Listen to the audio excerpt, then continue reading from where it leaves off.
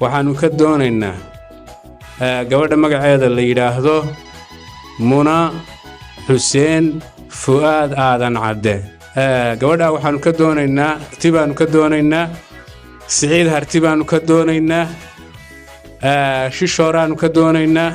Maxamuud Garaad baanu ka doonaynaa ugaariyahan Siyaad baanu ka doonaynaa Samakaab ugaariyahan baanu ka doonaynaa reer Jibriil baanu ka doonaynaa reer Aadan Caddaanu ka doonaynaa waxa anagu aan u doonaynaa gabadha ayaan le Maxamed Cali waa nin Mariixaan Seda waa nin maxaan ku yiraahdaa Raadamira maan reer waa nin Maxamed Daawuud waa nin Ciis waa nin reer Axmed